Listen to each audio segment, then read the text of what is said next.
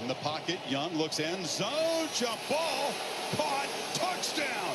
Jalen Coker, and the Panthers still have hope with 2:25 to play. This is an outstanding route by Jalen Coker. He's going to win on leverage, go up and make a contested catch. Make sure he got in. Throw the John ball Morrison. up high. How about the two plays by the receivers? McMillan and Coker. Survives the ground there. That's why you throw the ball up high, though. Coker, 6'3", 215 pounds. Second-year player from Holy Cross has become the number 2 option. What a big drive, what a big throw. So the point after here, Fitzgerald on and make this a 2-point game. Panthers do have all 3 timeouts, plus the 2-minute warning. Man, Bryce Young. These are things that have just... So I got this friend that said T-Mobile's network used to suck. His words. A lot of things used to suck, like cell phones the size of frozen lasagnas. But things change, and after a giant test of millions of customers and data points, now T-Mobile has the best network, by like a lot. Check it out for yourself. You can switch to T-Mobile from your phone in just 15 minutes and see what it means to have America's best network. Hey, dude, you won't believe where I am. So Mayfield and the Buccaneers will now be protecting a 2-point lead with 2:27 to go. And Teteroa McMillan, 6'5", long arms, so fluid. Rookie from Arizona. They spend a very, very high draft pick on him, 8th overall. Yeah, I mean, look, that's what he does. That's what he does. He wins contested catches. He gets loose down the field because he's a very savvy route runner. But honestly, look, as good of a play as it was, and as good as Bryce Young has been on this drive, and he's been doing this all year long. We talked about it at the very open. That's inexcusable on the part of the Tampa Bay secondary. It's inexcusable, both schematically and individually.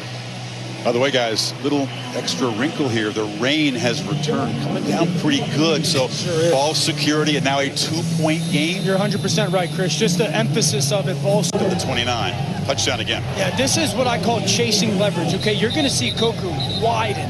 He's going to gain leverage off the release, and that allows him to get outside that corner and just a little stutter. And this is why down in the red zone for quarterbacks, you're often taught face masker higher, belt buckler low. Just putting that ball up high where that 6'3" frame comes into play. But if you're Benjamin Morrison, just let me give it to you from a defensive perspective. Do you see where the safety was sitting? Inside, Safety's right? sitting inside. You sit outside and you don't get beat on the 7 or the corner or the 5 or the out. Even if he chases leverage like that, you just keep widening the width. Exactly. That's called First timeout here with 2:17 to go. These teams very comfortable playing these close games. Panthers. I do think, Lewis, 17 seconds, they still have 2 timeouts if you're Carolina. There's a reality where I don't know if I'm going 3 straight runs here from an offensive I'm not saying necessarily that you do, but I'm telling you this. The offensive line has to put this game away for them right now.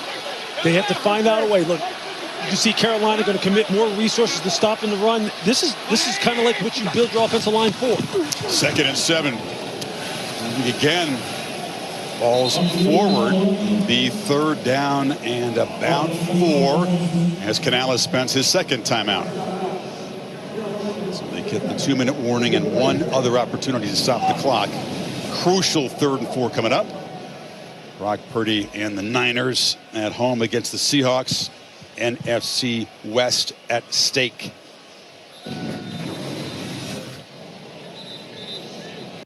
You could just see a boot or something to play action out of this. I mean, they've been had something downhill so hard, I think it would pop wide open.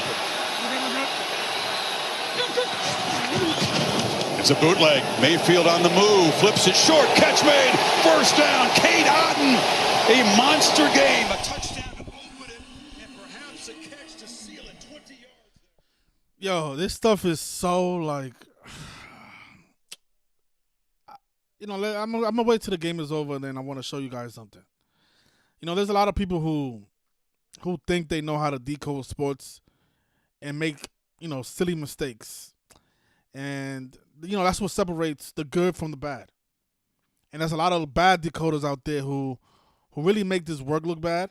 And then they go on different channels and then start saying they're bullshit decodes. And then everybody thinks like, man, this gematria stuff is bullshit. Like, because it's a lot of bad Dakotas promoting it. Like, I don't know where all these people come from. Like, oh my gosh. But it's a commercial now. So look at this. So today, of course, is Saturday, and the NFL they usually don't play games on Saturdays. It's always on Sundays, Thursdays, and of course Mondays, right? Monday Night Football. But very rarely do they play games on any other day of the week. And notice the Panthers, they are 3-6 on Saturdays. Of course, the 237 teams are playing against each other. If you're not a good researcher, you're not going to notice stuff like this, and then you're going to miss the whole ritual. Look what they did in the second period and in the fourth period. They found a way, because this is the 237 teams playing against each other. They found a way to put the 37 in your face, right? In the second period, the Panthers scored 7 points, and the Buccaneers only scored 3. A lot of you might think that's a coincidence. It's not. This is ritual. They're showing you the 37. They got the 237 teams playing against each other, and only one of these two teams are going to become 3-7 on Saturdays, and that's the Panthers after they lose. And they're about 2 minutes away from losing this game. Buccaneers and Gematria equals 37, and Carolina equals 37. This is what happens when you're a bad decoder. Because like most games, a lot of games are double-coded, right? Carolina Panthers, they do have a strong connection to the number 75, right? If you're a bad decoder who doesn't do enough research, and you don't have the resume or the experience, then you should know that stuff like this is actually a trap. But it's not always a trap, but that's why you have to, make sure you do a lot of research and then be able to put the puzzle together. If you're just looking at the coach's record, for example, and you look up, let's say you look up Todd Bowles' record, who's the head coach of the Buccaneers, and then you see a 74 there on the loss column, and then you look you put Carolina Panthers in the calculator, you're like, oh look, the Buccaneers are gonna lose. The Panthers are gonna upset the Buccaneers because Carolina Panthers equals 75, and Todd Bowles can pick up his 75 loss. Not necessarily. You have to look at the big picture. The number that's very consistent with these two teams, and that's where experience happens, right? That's where experience makes a difference. The number that makes the number that's used the most between these two teams is 37. Especially if they're playing against each other, you can bet your last dollar it's a 37 ritual. That's why they put the 37 in the scoreboard. There won't be any more scoring in the fourth period. Don't expect anything to happen. It's going to be 3. They already coded the 3-7 in the fourth period. So, notice, right? Instead of Todd Bowles picking up his 75th loss, he's going to win and pick up his 62nd win, which is a big number with the Buccaneers. Tampa Bay Buccaneers equals 62 like Buccaneers. But instead of him picking up his 75th loss, the Panthers are going to lose and become 3-7 on Saturdays. Buccaneers and Carolina, the 237 teams. See? Let's finish the game, and then we'll talk some more about everything else that went on in sports. And people have been asking me to cover the Maduro indictment. I don't really like getting into the politics because that's that I know a lot of people like telling me to cover it, but that's why I opened up Instagram. I opened up Instagram because there's a lot of topics that I can't talk about on YouTube that I choose to talk about it on Instagram. Everything that I found about the Maduro indictment, I posted it on Instagram for you guys to learn from, to watch, to look at. I don't put it on YouTube because I've gotten my channel deleted before. And it's for these same topics. I know other people in the community talk about it, but those people don't mind getting their channel deleted. It's hard for somebody like me to reach 10,000 subs. It took me, this channel has been up, since 2020? 6 years already. And look, it's like stuck on 10,000. It doesn't get any bigger than that. So imagine me getting deleted. People already don't get notifications about my channel. Even now that they're subscribed, imagine if my channel gets deleted and I have to start all over again. So these type of topics, the political stuff, whenever there's like a big if there's another George Floyd case, I'm not even gonna make a video about it, to be honest, because those are the things that get the most deletions. Because they always say that it's I forgot what they call it, bullying or something like that. I forgot what Google calls it, but they always call it something to give it a reason to delete it. I remember when the COVID stuff happened, my channel kept my videos kept getting flagged. So there's certain things you just can't talk about on their platform. But let's watch the rest of this shit, or at least listen to it, and then if you guys want to call in and talk about anything else, you can. But me personally, I try to stay away from this stuff on YouTube. Obviously, it's ritualistic. I mean, the guy was wearing a Nike tech suit. You guys really think the president of Venezuela? And first of all, why is he standing in a helicopter? I mean, whatever. I'll talk about it at the end of the game. No returner back deep. Riley Dixon Protected inside out. starts with the snap.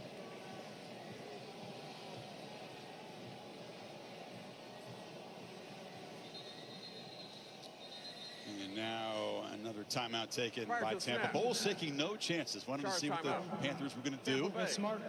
Their second will be 30 seconds. And I think to Lewis's points of just the re-emphasis of this stuff. This is a young football team in some specific areas. Remember, early on, Anthony Walker got hurt, one of their special team core players for them. And so Ryan Fitzgerald, the kicker for Carolina, he's got 4 game winners this year. So just the emphasis of who is Carolina in this situation, maybe their go-to rush, but also just the reaffirmation of what are the most important things from a protection standpoint. Again, the team had a couple punts blocked. That's tied for the most in the league. But not having a returner back there, you do give Dixon a chance to kind of just push it down there. It rolls around. No question. No question. The personal protector is one of the key guys in this punt team unit. He has to give the communication, snap and kick. Come after Dixon, gets it away, and drifting back, but not catching it. And it's going to roll dead at the 3. That was Tremaine going back there, and job done. 16 seconds. That's really good execution. They got to get about the 40-yard line to give a chance to Ryan Fitzgerald. His career long is 57. Got to go about 55 yards, no timeouts, in 16 seconds. As a secondary, you are telling your guys, understand your assignment, play with leverage, everything top down. And before you break the huddle, you tell those front 4 guys or front 3, however many they're going to rush, get after it. Let's put this thing to rest. Moved it to 18 seconds. You get tackled in bounds, it's going to be a problem to hustle up there and even spike it from the end zone. Young launches, sideline route, catch is made, inbounds, and the clock ticking away. 10, 9, Coker made the play. Is that going to be the last play? Can he get it spiked here? Yeah, they do, with 3 seconds to go. And a long way to go. Really no chance to kick a field goal at this point. You got to go all the way to the end zone. This feels like one of those, pitchy woo-woos, as Scott Van Pelt is notorious for. Just try to keep the ball alive and never be the last person to touch the football. Never be the person to get tackled with the football. 8 Tampa defenders in their half of the field here. A true drop 8 look. Drop 8 real deep look. Look at them all. 30 yards deep, the second level defenders.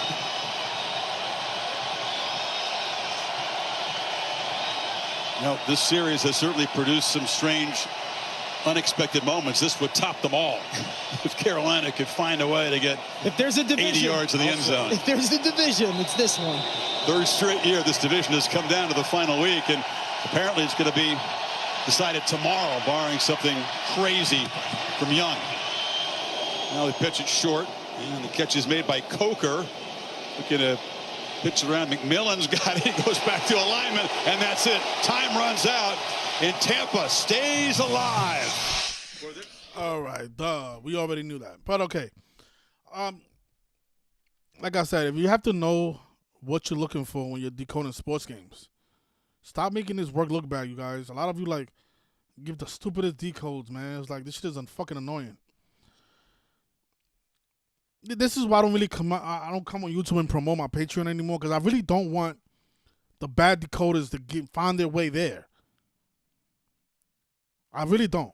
Stay away from my Patreon, please. Fuck that. I don't even want people on my Patreon anymore. If you're there and you know how to decode, you're welcome here. But please, if you don't know how to decode, just stay away. If you're still learning, that's one thing.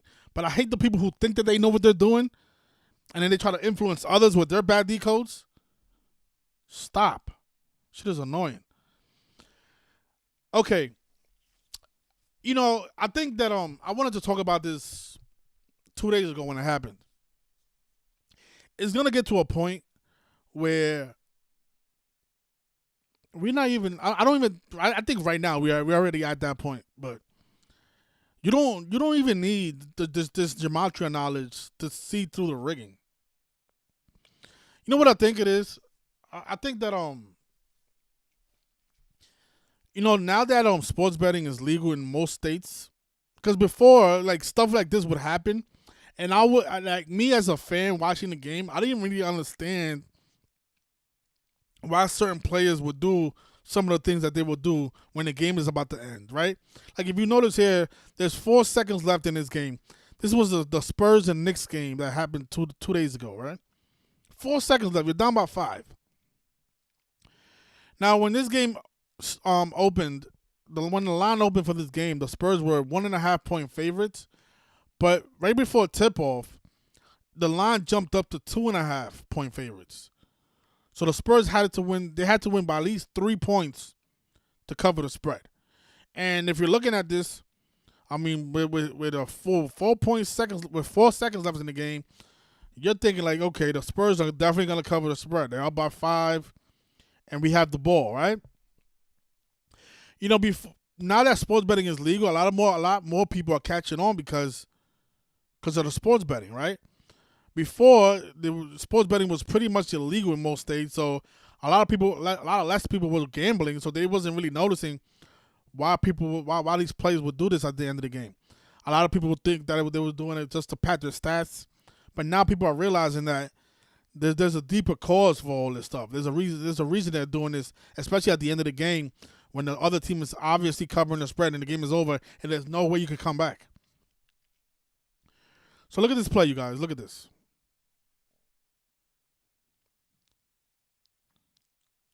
Okay, let me play the audio so you guys can listen to it as well.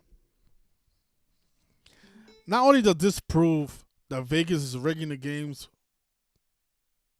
for betting reasons, but you also have to look. But I mean, I think that this is the part thing that people are overlooking. You know how difficult that shot was? I mean, if this doesn't prove that they're using some type of technology to make sure that the ball goes in, I don't know what is. I mean, the level of difficulty for this shot. He did a fadeaway spin around from the corner, and it went all. It's amazing. All right, let's watch the play. On New Year's Eve, that 3 rebound to Keldon Johnson, and the Spurs come back from down 19 on New Year's Eve. That 3 counted. Yeah, but the game. Rebound to Keldon Johnson, and the Spurs come back from down 19 on New Year's Eve. And then he's complaining about the foul. Look. If he doesn't make that shot, the Spurs cover the spread. If you're down by 5 with 4 seconds left in the game. All right, so first of all, as a professional basketball player, you never turn your back to the defense. You cuff the ball because the game is over. You got to ask yourself, why is he even bouncing the ball with his back turned to the defense and even giving the opponent this opportunity to do that? I get it. You're up by 5. You don't think they're going to do that, right? But not only is the Jalen Brunson's play scripted, but also I forgot this guy's name. What is this guy's name? He wears the number 3. I forgot his name. He used to play for the Kings. I haven't watched basketball in a long time, so.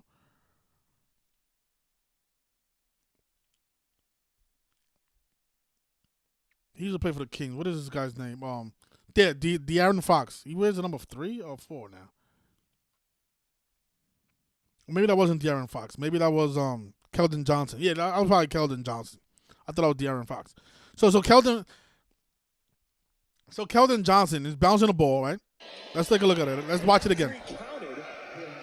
Oh yeah, that's Keldon Johnson. Look at this. Look, why is he turning his back and facing his bench?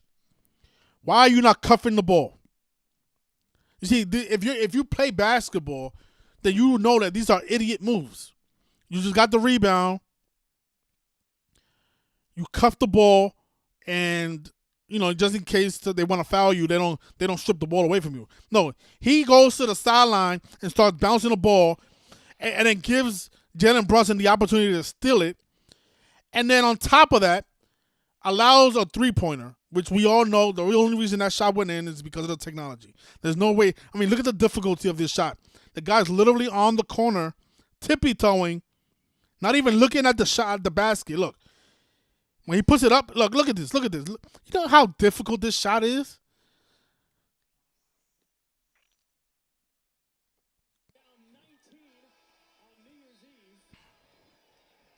Now let's read some of the comments. Look at this. All the players looking at each other like it's 2 people in the crowd that lost the spread, got their hands on their head. Okay. The last 3 sold my parlay. Of course, that's the point of it. Investigate this ASAP. Yeah, they should be investigating this stuff, but not because of that shot. Everybody's in on the fucking rigging. The whole league should be investigated. This shit is criminal activity what they're doing in the NBA. Robbing people blind. And they've been doing this for years. See, this is the problem. People really think that these shots he's making these shots. They don't understand what goes behind. Man.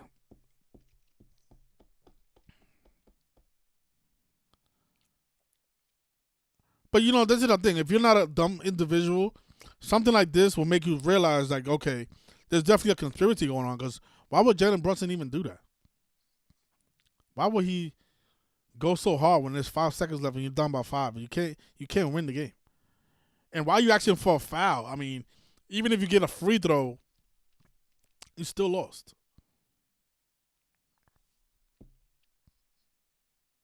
And there's so many examples like this. There was another one where it was actually a football play, and the guy stopped right at the 2-yard line, and the spread was like 6.5. I mean, if he would have scored, they would have covered by like 10. They would have won by 10 and covered the spread by. They would have won by like 12 or 13, but no, he stopped at the 1-yard line and then they nailed the ball. Was it this one? So a fresh set of downs to start the 4th quarter. Right back to Isaac Brown, and he bounces into the end zone. Touchdown, Louisville. Oh, it wasn't that one. There was one even worse than that one, though, man. Oh, man. A lot of people suffer these bad beats because they don't understand how the games are being rigged. Oh, look at it! Look at it right here! Look at it right here. Really aren't moving. Very few people are moving. They're going to try to lateral it many times. Cash Jones. Lawson Lucky at the 35. Back for Jones. For Colby Young. They've gone backwards to the 30. Now Lucky at his own 26. Flag thrown. Cash Jones. Up for grabs for Young. He's trying to get rid of it and does.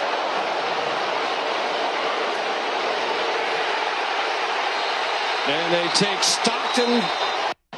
Actually, it wasn't this one. It was a different one when the running back. Somebody out there probably know what game that was.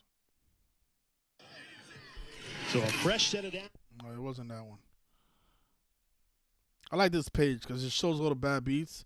But people are not really realizing This stuff is all mockery. It's like they're robbing people blind, especially people who bet spreads and they don't know gematria, and they're just betting off their gut or betting because it's their favorite team. They don't really realize what's really going on. Like, see, today my people they didn't have to. They're not putting their hands on their head, right? The people that follow me on Patreon, they're not upset. They're not wondering why the Buccaneers didn't win, because the Buccaneers did win, and we called it, and we knew why the Buccaneers was going to win. You see, that's the beauty of this knowledge.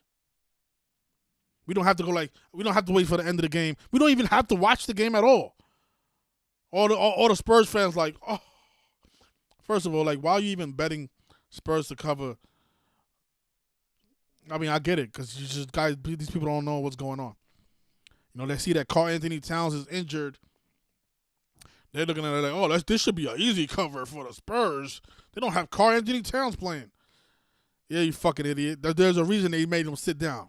It's so that you can bet on the Spurs to cover the spread. But don't you know it's all rigged and fixed? Doesn't matter who's playing on the court.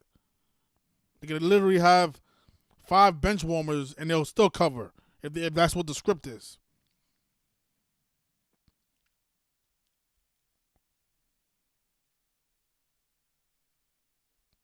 So yeah, like I was saying, like I named the video that I'm the greatest of all time. I really believe that. I know a lot of people hate me when I say that. I really do believe that. I go on these crazy runs that nobody even hears about. Only the people on the Patreon hear about it. But I go on these crazy runs and I'm like, damn, like, because I remember when I didn't know this stuff, I knew how hard it was to get a parlay. Like, I couldn't put a parlay together for. I would put a 3-leg together back in the day. Like, this was like back in like 2015 when that's when I really like started betting on sports. There was a lot of illegal spots here in New York City. They don't have them anymore because obviously the FanDuel and everything is all legal now. But back in 2015,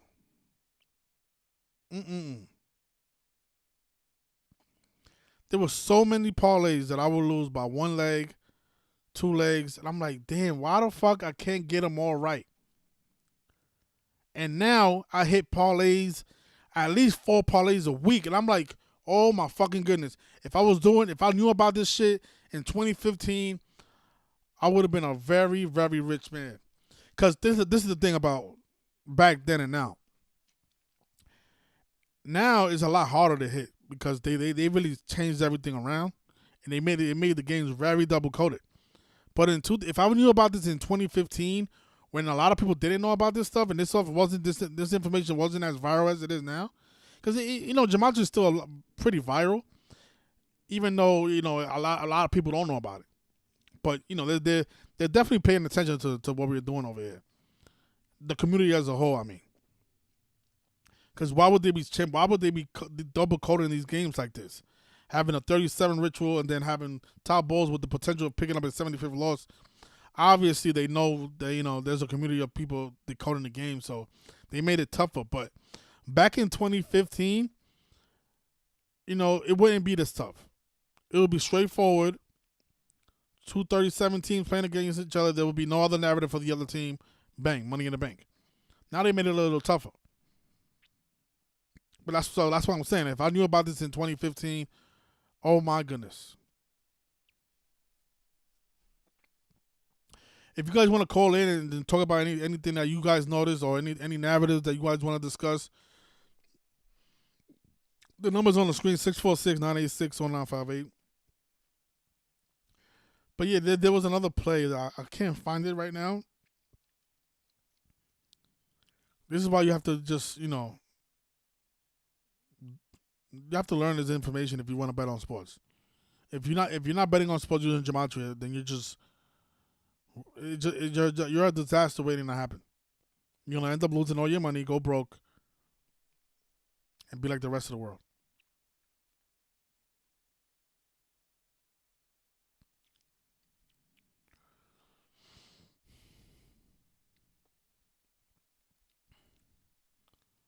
USC against the spread record on the road in the last 3 seasons, 3-11.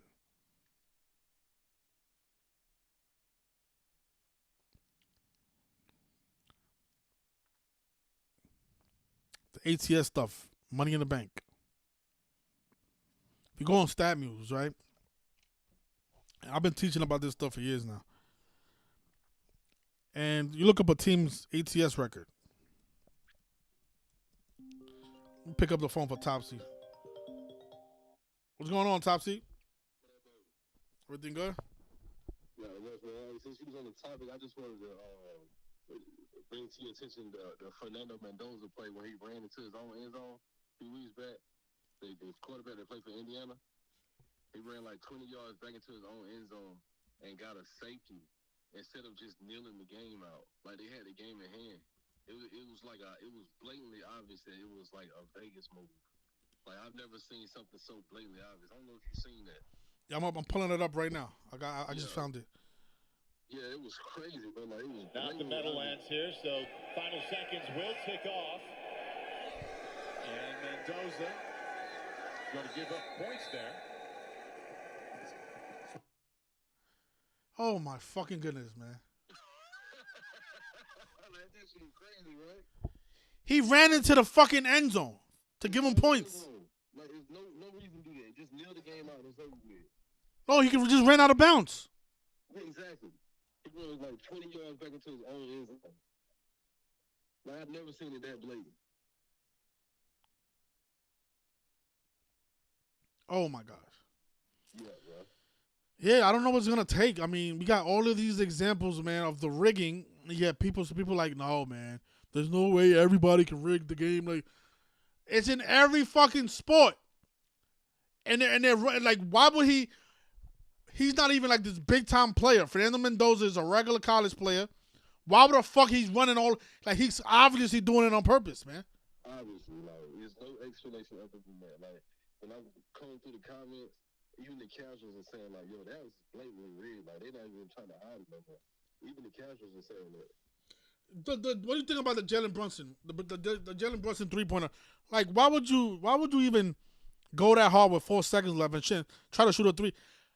Like, you know how difficult that shot was for a fadeaway from the corner of the 3-pointer? Yeah, and even if you would have got the and one, you still would be behind the point. So to be going that hard when you're down 2 possessions, when the game is pretty much over. The game is over. The game is over. There is no reason for him to do that. Yeah. You just brought that to my attention. I didn't even. I wasn't hip to that beforehand. Man, it's like, and then, you know, back in the day, like, before I was betting on sports, I don't know if you remember Ricky Davis. Ricky Davis, that sounds familiar. Yeah, he used to play for the Celtics. Yeah, with the cornrows. Yeah, him. That guy, man. That guy, he used to do a lot of plays like that. Like the game will be over, and he'll steal it from you, and then he'll shoot it, and then try to like pad his stats. And he was, but the thing about back then is that they will only have players like him or J.R. Smith who were like known knuckleheads do stuff like that. They never had star players like Jalen Brunson do that because it messes up their reputation. Because there's like a code of ethics that you're not supposed to do that. When the player's bouncing the ball, you're not supposed to take it away from them. That's why a lot of times you see like the players bounce the ball and the game is about to end, the clock is ticking down, and what they do is they go up to the player and they give him a handshake. They never steal the ball. But Ricky Davis used to be the only one that used to do that. Yeah, it was just a week ago. Giannis went and dunked the ball when the game was already in hand. And I think they was playing the Raptors, and the dude Valanciunas, he got mad about it, and he went and got Giannis' face because the game was already in hand. I think the Bucks was up like 10 or so points, and Giannis still went and got the ball. He did like a windmill dunk and dunked the ball. And like all the players like got in each other's faces over that shit. It was like a little because there's a code of ethics that you're not supposed to do that. So it's an unwritten rule. Yeah, it's an unwritten rule. So for Jalen Brunson to do that, and for people not to get upset, you know what I'm saying? It's like it's so weird, man. Oh my God, it's just so. And then the fact that the spread was 2.5, right? Uh-huh. And then they just happened to lose by exactly 2 points. Come on. Yeah. It's like they definitely and the fact that they could get the shot to go in though, when he like pretty much did like a 360. He did a 360, but not only that, the other player from the Spurs, whatever the guy's name is, why would you turn around and allow the players to still like to give them the opportunity to steal it from you. Why not cuff it? Yeah. These are professional players getting millions of dollar contracts. Yeah. It's just like, how can they get the ball to do that though? Like, especially when he's spinning around like that. Like, you can get it. Like, I know magnetism, like, is probably like what they're doing, but to get it to be able to line up to the goal like that, you know what I'm saying? Like, a player, I think, like, it has to be a combination of a player being able to shoot it directly to the goal, and then once it's lined up to the goal, they can pull it there. Yeah, I think that's what it is. I think that's exactly what's going on. That was such an awkward shot. It was awkward. It was difficult. Yeah. I don't even think he was really looking at the basket. It reminded me of the Kawhi shot that he hit. Yeah, and you gotta shoot it with the enough strength, because you're fading away. And when you spinning around like that, and I know from experience, like when I'm doing like a fadeaway or spinning around, like It's harder. It's a harder. It takes more strength. Yeah, and like your momentum will carry the shot like off, like where you trying to get. Yeah, I can tell you play basketball. That's why I don't understand how people who play basketball don't see stuff like that, and then don't realize like the difficulty of that type of shot. Yeah, it's hard. And then for the shot to actually go in. Yeah, it's crazy, man, how they do this shit, bro. And they got it so, like, down to a T to where, like, it could be in the last few seconds like that, and it's like they don't even panic. They still get the desired outcome that they wanted. You know what I'm saying? It's like, and it's always perfect, man. That's why this stuff. That's why it's so. That's why these people get paid the money that they get paid. That's why this stuff is so difficult to convince some people, because it's like they're looking at it like, how you gonna rig that? You know, because this stuff is so perfectly executed. Yeah, I was on this post on Instagram like a week or so ago, and like the topic was about how a former player for the Chicago Bears, I forgot what his name was, but he had posted on Instagram how he was like tired of keeping the secret, and he was going to expose like the NFL being rigged. And I was my comment on that post was about how, like, look how 9/11 happened the same time the Patriots become a dynasty. 12 days after 9/11, Tom Brady number 12 becomes the starting quarterback for the Patriots after number 11 got hurt. Number 11, like, looks like the Twin Towers was hit by a Jets player and we knocked him out of the game. And it was symbolic to the terrorist attacks when the towers was hit by a jet, you know what I'm saying? And I was trying to get people to see that shit. And just look how the Patriots during their dynasty run, they lost to New York twice. There's like a lot of symbolism, like, when you look at it. And out of the terrorist attacks came the Patriot Act. And then you got the Patriots becoming a dynasty, like, during this whole, like, time of 9/11. Like, the same time 9/11 happened, the Patriots, that's when they started doing, that's when they became a dynasty.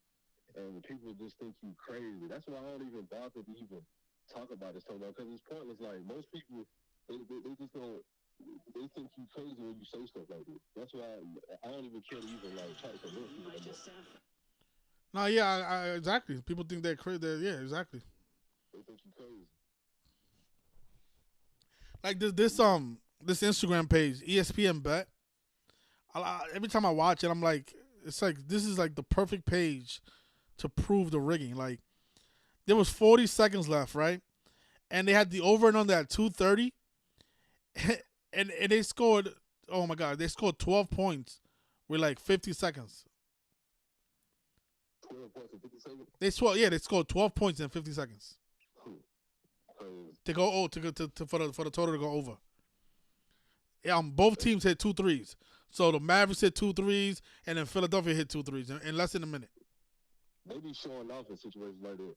You remember when the Broncos was down like 20-something points to the Giants, and then they scored like 33 points in the fourth quarter? A crazy comeback they had earlier this season? Yeah, I remember that. That right there proves to me like how good they is with this rigging shit. Like, they can do this shit exactly to score 33 points in one quarter, bro. Like, in football, that's crazy. Like, yeah. I remember that. And wasn't it like 33-zip in the first half? It was 19-0, and then the Broncos went and scored 33 points straight in the fourth quarter. Oh yeah. I remember that. That was a while ago. That was like in the beginning of the season, right? Yeah, it was like the midway point, something like that. Yeah. And I think they won that game, right? Yeah, the Broncos won. Yeah, they won that game. Yeah, man. Yeah. And they just be showing off, though, like how good they are with this. You remember the Vikings game that was played on a Saturday? When they lost to it, they was up. It was 33-0. They have Jeff Saturday playing on Saturday. Yep. That was the only game that he coached in his career. Yeah, on a Saturday. Isn't that crazy? Like, they had him coach just one game on a Saturday, just Saturday, and then he didn't even come back the following season. Like, but for you to have a 33-0 lead at the half and lose the game in overtime. That should let people know right there, though. Like, the whole season, they could have had just Saturday step in to become the coach. But this one game, the whole season, they had him coach on a Saturday, just Saturday. And that's the only game he ever coached in his whole career. Like, come on, man. That's just crazy as hell, man. Like, they just be so blatant with that shit, dog. 33 points is a lot of points, man. I don't even think you could come back in a video game. This shit is crazy, bro. They just be showing off, though. They show you how good they are with this regular shit. So they can do anything they want to do at any point in time. Yep. Yeah, man. And they for some reason they know, like, where the public is, like, because they like to bait people, right? So in that Knicks game, they announced that Karl Anthony Towns wasn't gonna play. So they made the Spurs the favorite, and they made them favored by 2.5 points. So they knew that the public was going to look at that like, oh, that's not a big deal. All they have to do is win by 3, right? No Karl Towns, easy to do. So they know that all the public is going to bet Spurs to cover. And then what happens with 4 seconds left? Jalen Brunson steals the ball, shoots a fadeaway shot from the corner, and makes it to lose by 2. They know how to lay that bait, boy. When the in-season tournament was going on, and Spurs was dogs 2 consecutive games. They was dogs to the Lakers by like 7.5 points, and then they won outright. And then the following game, they was 10-point dogs to OKC. You know, OKC the best team in the league. So they was large dogs 2 games back to back, and they beat both of them. So when they get to the championship against the Knicks, most bets was on the Spurs to win it all, especially with Wemby playing. Because if they could beat the Lakers and they could beat OKC, these 2 big, huge favorites, then they can handle the Knicks no problem. And then they lose to they was beating the Knicks most of the game, and then Knicks came back and won and like they pulled away in the 4th quarter. Like they know how to lay that bait to get people to jump on it. Yeah, I've been talking about that for years, and not only that, now they're also laying the bait with the gematria too. Oh yeah, you know they've been doing that. Double coding the hell out of shit. Yeah, double coding, and also the commercials now, and the ritual deaths, and all just to throw people off and shit. Like, man, put that shit on Jeopardy. Jeopardy had a gematria segment like a year or so ago. I was stunned. I couldn't believe that shit. Top secret code.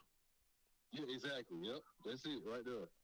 I was stunned. I was watching that shit with my grandma. I'm like, man, look at this shit. This shit is crazy. A top secret code, and they was literally using gematria to decipher our top secret code. One possible answer: 14 and 15. Of course, that's no, because N is the 14th letter and O is the 15th. That shit crazy as hell, man. Yeah, bro. I've been saying this shit.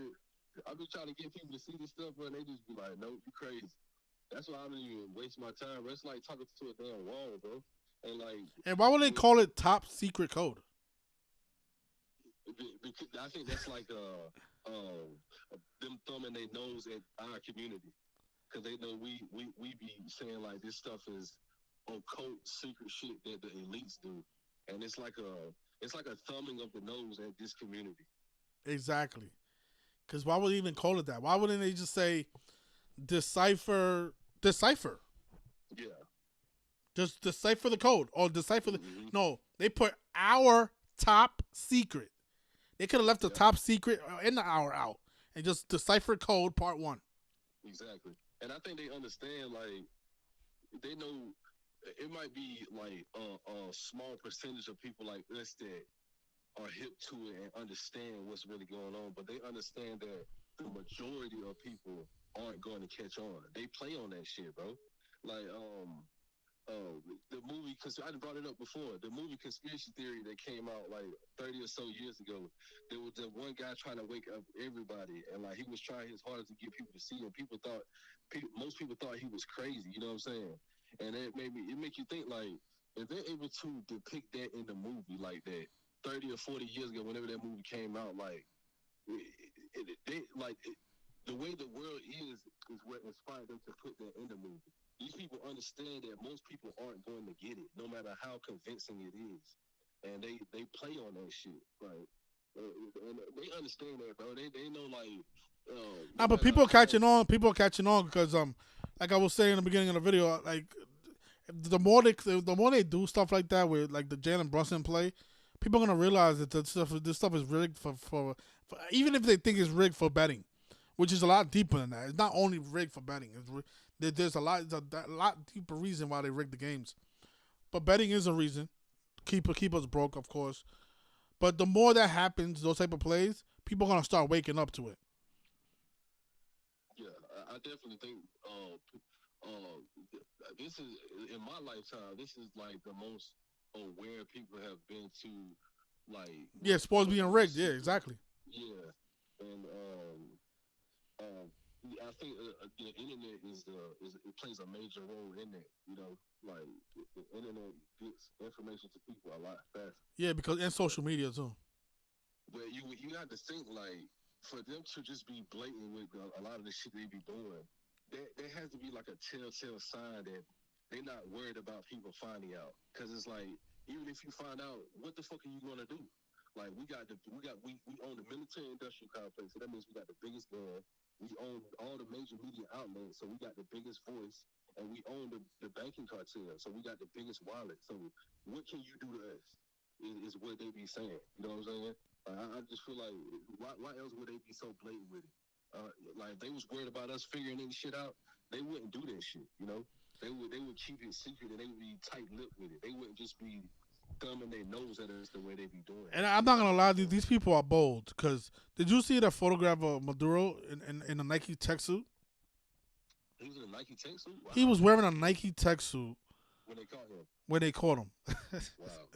Like, this stuff is like, it's such obvious AI photo. I mean, you're trying to tell me the president of Venezuela is wearing a Nike tech suit in Venezuela when the temperature is 90 degrees? And not only that, why would he even wear a Nike tech suit? Yeah, the president of Venezuela. And I had asked you that earlier when you first started the live stream. Like, what was your thoughts on that shit? Because I had read somewhere like a few months ago that Venezuela was like the last country that wasn't under the United States, like rule. Like, they had things over there that was still controlled by the people. Yeah, but I don't think this has anything. This is all Jesuit ritualism. Because even when they, you remember when they put him in, when he became like the president for like the third term or something like that. I don't remember that. Yeah, he got elected. I don't know if you remember that. People was complaining because they saying that he stole the election, that the election was rigged, whatever. Right. It was like a big commotion on the news because of that. Yeah, I don't remember. But he was put there by the Jesuits. It was synced up with Pope Francis and Arturo Sosa. Right. And now they removed him by the same code. It's 111 days after the Pope's birthday. Venezuela's 111. So this is not the U.S. doing this. This is the Jesuit order doing this. Facts. Yeah, of course. Yeah. Well, I'm saying, like, when you look at historically, like, when the U.S. go into a country and take down a leader like that, like, it'd be an ulterior motive. Like, when 9/11 happened, the United States bombed. Yeah, when they went out after Saddam, you mean, right?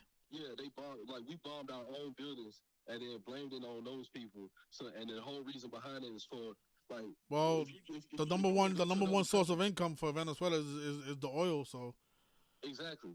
And if you want to go into another country and take some shit from them, like, you have to have a reason for it, so you can get your own people behind it. Like, yeah, well, that's why they blamed it on the drugs. They claimed that he was bringing drugs into the U.S.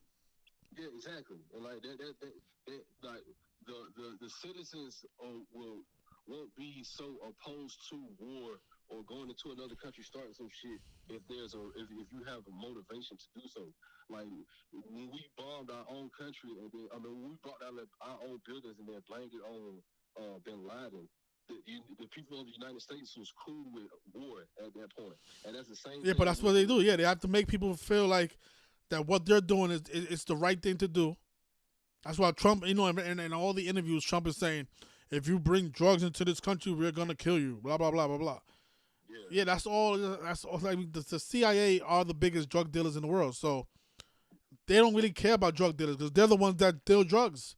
They're the ones that created all these kingpins that we know in history, from Frank Lucas to all of them. All the major drug dealers, from El Chapo to Pablo Escobar, all of them are all CIA agents. All of them. Yeah, that's why I think like it's something that over there in Venezuela that the United States wants. And like after they captured Maduro, Trump said we're gonna be. He said it blatant too. Like they got the quote all over the internet. They saying that he was saying that the United States will be running Venezuela for right now. Like he just blatantly said it like that. And I just feel like it's something over there that Venezuela have of value that they want. They try to make it seem like this dude is a bad guy, and maybe he is to a certain extent, just like Saddam was.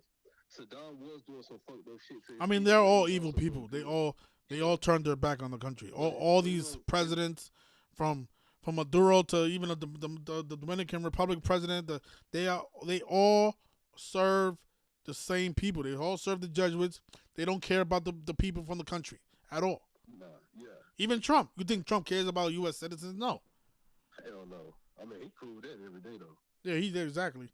Did you see his headline saying that Maduro's in the same prison that P. Diddy was in? Hell no, I ain't see that. That's crazy. Something so mockery, like. Usually you have to be in jail first. They just got him today, right? Yeah, they brought him in supposedly in a helicopter wearing a Nike tech suit. Yeah, that's funny as hell. Nike tech suit. That's crazy. Yeah, because Nike Tech equals the same thing as Venezuela.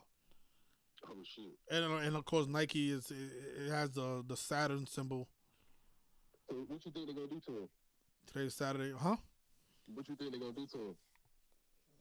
Well, the same thing they did with El Chapo. I mean, who knows what El Chapo really is? I mean, they claim El Chapo's incarcerated, but is there any proof of that? Nope. No. That's what I'm saying. Yeah. Is there any proof that Diddy's in prison right now? Yeah, exactly. And it's some photos online floating around with him on a yard in prison somewhere. Yeah, he got the clothes on and everything. But, that could be fake.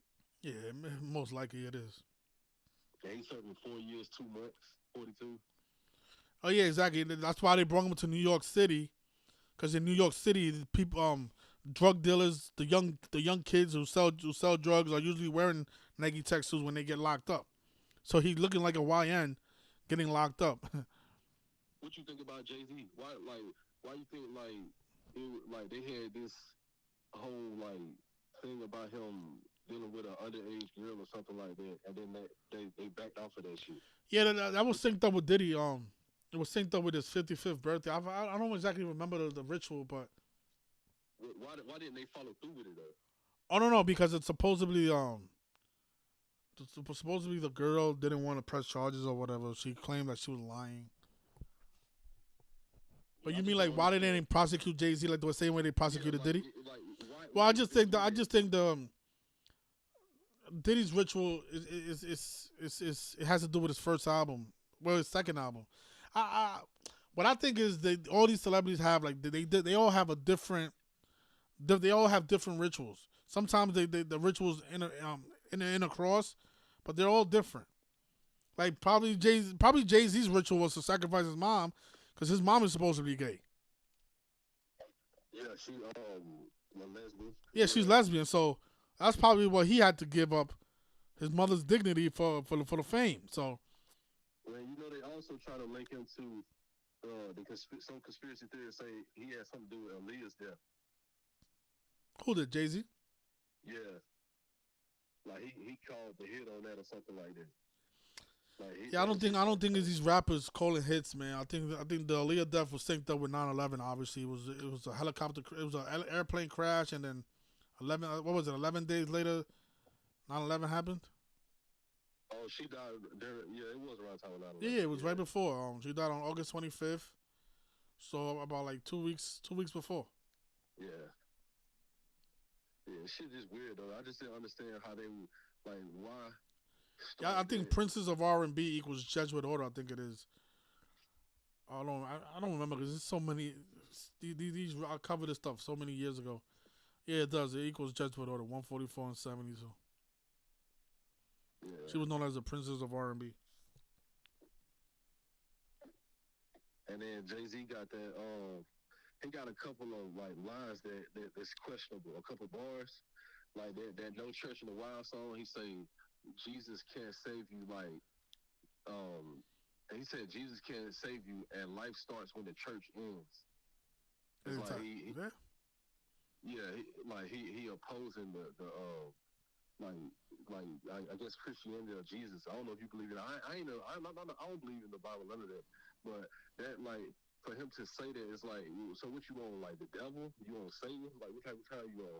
And then he got this song called "The Evils" where he was like, I never prayed to God, I prayed to God E. He's talking about how the Illuminati want his soul and his body, and how they try to keep their eye on him and shit like that. He got a couple of questionable lines that make you feel like, oh yeah. He also has a song called Mason where Rick Ross says that his path is all math. Yeah, he did say that. Yeah, he did say that. He said you better behave. You're dealing with some rich niggas. I mean, his path is all math. Yeah. Yep. They be saying some questionable shit, man. Yeah, because they like to, they like to put the truth in front of people, man. Mm-hmm. Yeah. Yeah, man. I just wanted to follow up. My phone about to die, though, but I just, wanted to touch base with you and see what you thought about the Maduro shit.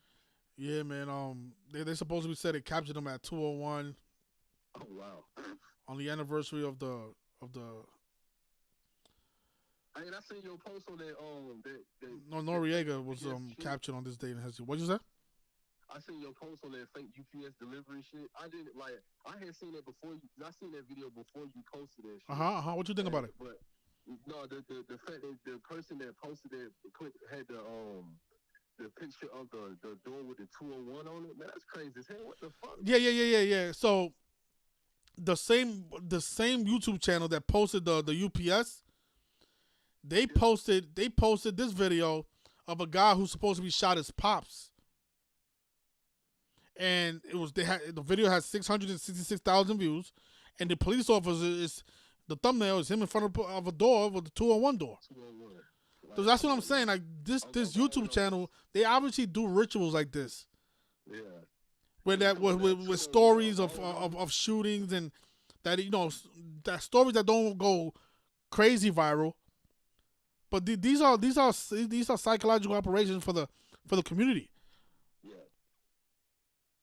Yeah, that shit crazy. And it's the same people behind all of it. That's the same YouTube channel that posted that UPS robbery. Yeah. It shows how deep this shit goes. Yeah, man. Yeah. And I always knew when I saw that UPS video, I was like, something about it told me that it was a little off. Because I'm like, okay, why do they have surveillance in every room? And that shit was so cold-blooded, bro. I watch a lot of videos like that where, I know that shit is crazy to look at, but I do be watching stuff like that. Now you have to, because you have to. Some of them do be real, but you got to realize what the government is doing. The government wants you to always be in fear, to always feel like you need authority, to always give up your rights for safety. Yeah. They want you to give up your rights for safety.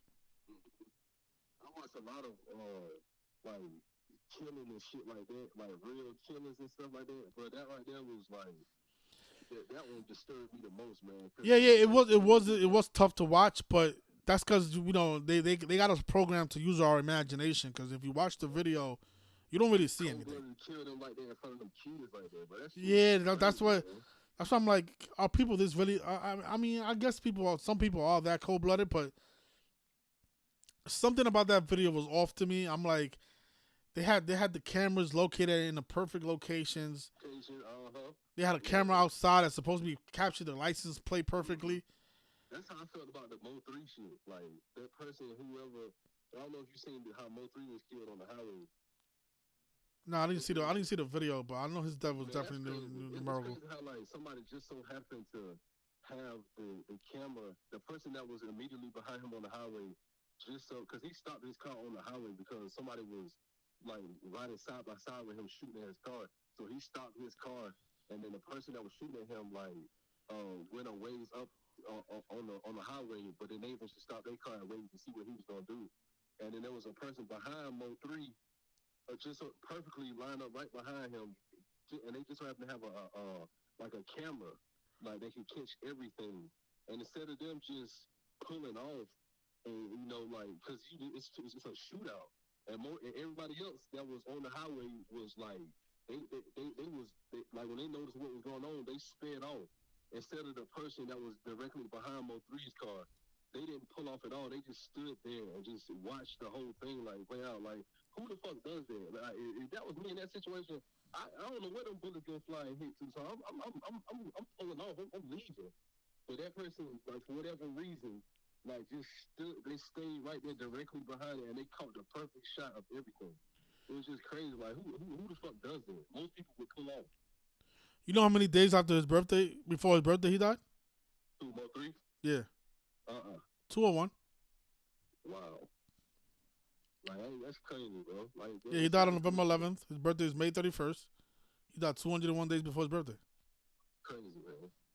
That's nowhere this close to. It's not. Died on a Wednesday when Wednesday equals shooting. It's crazy, bro. Part of that 27 club. Oh, he was 27? Mm-hmm. Shit, wow, bro. It just goes to show you how deep these rituals go. He might be related to Little Boozy. He kind of looks like him.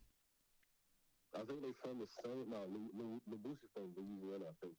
Mostly from Texas. Texas, okay. Yeah, man. It's just crazy, bro. Like, cause a lot of times, like, I'll be questioning shit like, are they doing it? Are they doing it? But then, like, we'll consistently see or learn about 201 and see how it aligns, and it's like, yeah, there goes a 201, there goes a 666. It's like, it's no way that's a coincidence. Yeah, like, don't catch him Maduro at 2:01 p.m. I mean, come on. Yeah, like, come on, man. That's the CIA code right there. Yeah. Yeah, man. Yeah, bro. I just want to touch base with stuff. My phone about to die, man. All right, my brother. Thanks a lot for calling in like always, man. When did they tell you doing the NFL stream? Probably after tomorrow. Tomorrow night. Yeah. I'll be there. All right, man. All right, bro. All right. Shout out to Topsy. Somebody, yeah, Cuts is in the chat. Gematria is Hebrew.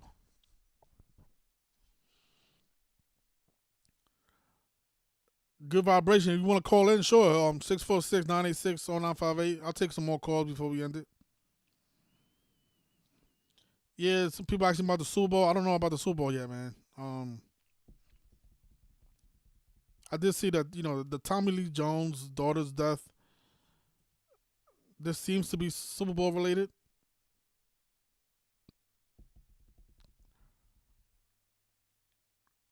I mean, it is Super Bowl related, actually.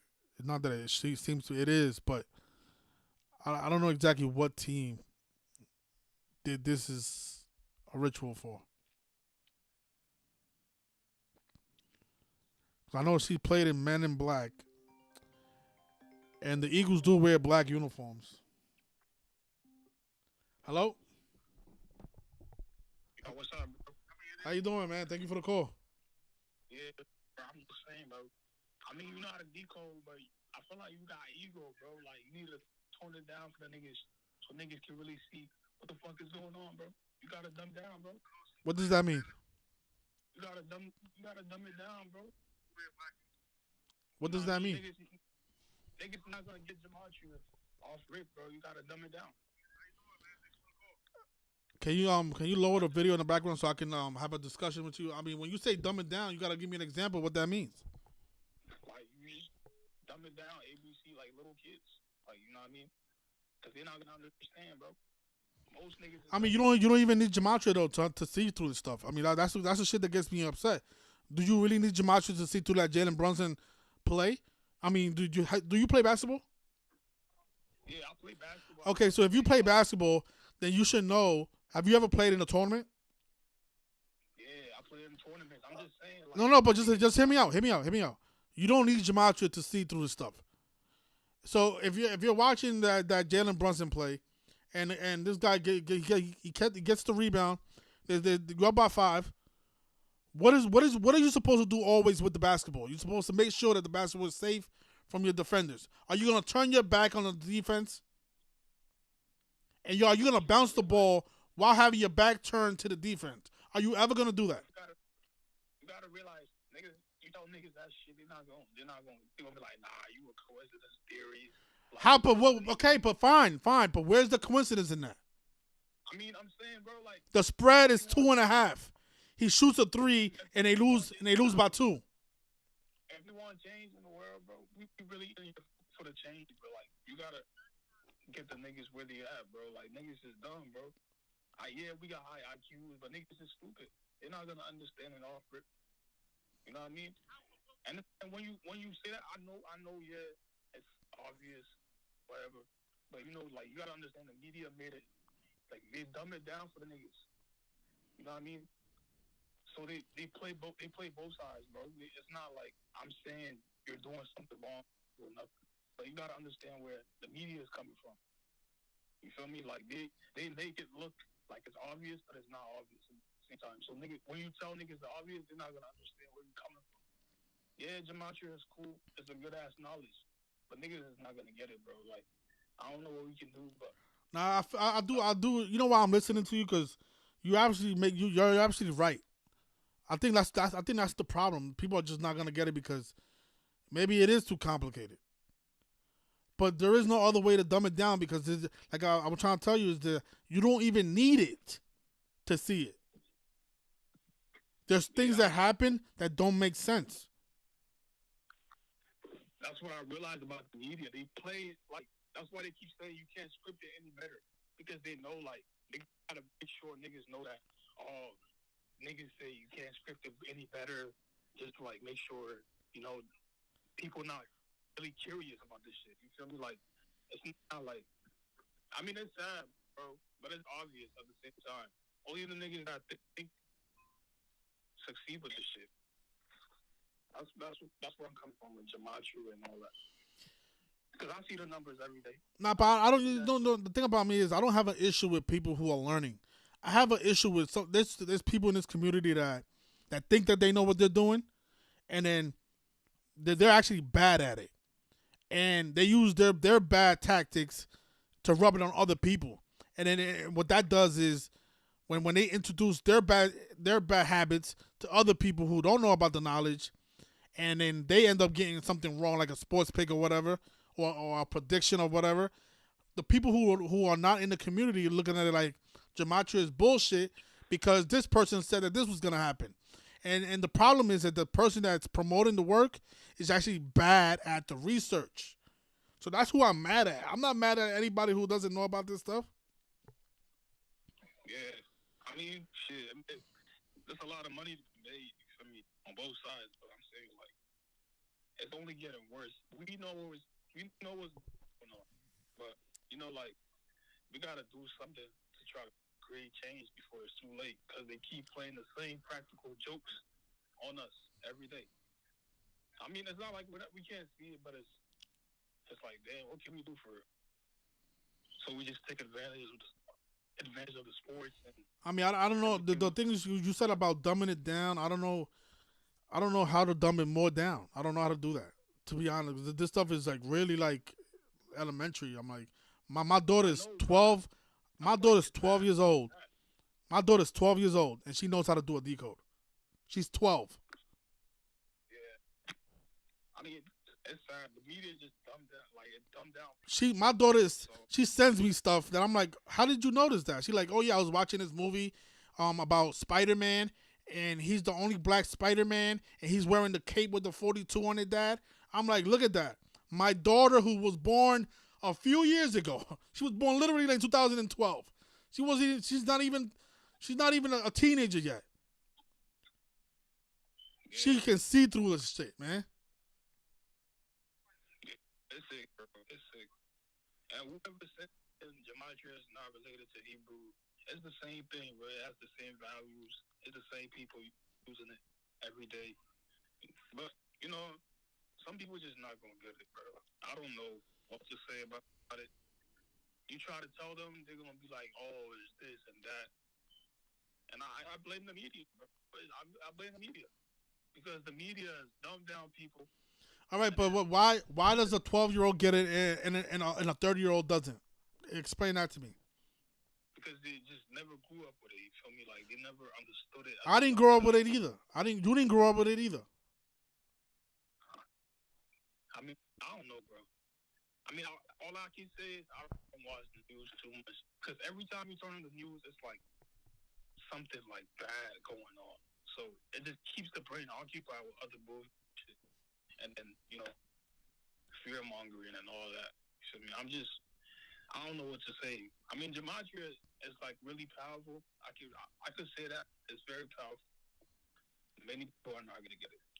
Like, yeah, but that's not something that you should be blaming me for. I mean, you talk about I should be dumbing it down. No, they need to smarten up. So you need to be getting mad at them, not me. But you got to realize niggas is complacent. They lazy now. Like it's mad like sugar and everything. Niggas don't want to do anything. DoorDash, everything. You know, like as a man, bro, you need to be outside searching for the truth and shit like that. But you know, America, it's like you just see it day by day. Lazy people. They don't question anything, bro. You're right. You're right. You're making a lot of sense, man. That's why I'm letting you get your rocks off good. But I don't agree with everything you're saying. But you are saying a lot of things that are true. But I mean, the main goal is to get everybody to like wake up to the evil, like politicians. But what I'm noticing is that a lot of people are okay with the evil. They're okay with it. Because they got jobs. You know, money controls everything, bro. Niggas is scared to lose their jobs. Etc. But they got to realize if they come together and just stop working for the companies and so if that's the case, so why when the George Floyd stuff happened, why was there so many people rioting, so many people upset about the George Floyd killing, if they don't really care or they don't have time or they have jobs? Because there was a lot of people who was like they was coming outside to protest that George Floyd killing because it was so cold blooded and it was on camera. Yeah, that's true. That's true. I mean, you gotta really. Yes, I seen what was going on. I wasn't really familiar with the gematria doing it. I was young. I was still in school and shit. But I seen what was going on with George Floyd, and I seen the outrage on the media. And I'm like, damn, how the fuck? Like, what's going on? What's really going on? That's really how my shit started. Like, and then when I go back and look at the George Floyd things, I see like. Was on the 30 HP and all of that. Mm-hmm. I'm like, what's going on? Damn. So, yeah, Kabbalah, that's really what they do with this shit. I even tried that shit out by myself, and I've seen some shit. But I'm just saying, what you're preaching in gematria, that shit is the truth, bro. Like, but, they're going to censor you and do all type of shit. And the funny thing about that the video of that shit you were saying, but I feel like the videos are real, like the pages, they put these like little numbers to like because YouTube is controlled, so the higher up sees these numbers and then they put the video out. You feel me? So that's the ritual to get. I think that's what's really going on. Yeah, but no, I think why would they choose this thumbnail out of all the thumbnails in the video with the 201 on the door? But I'm saying like I feel like doing that shit makes it like YouTube sees your videos more and shit like that. I don't know. especially if the video was negative. Shit like that.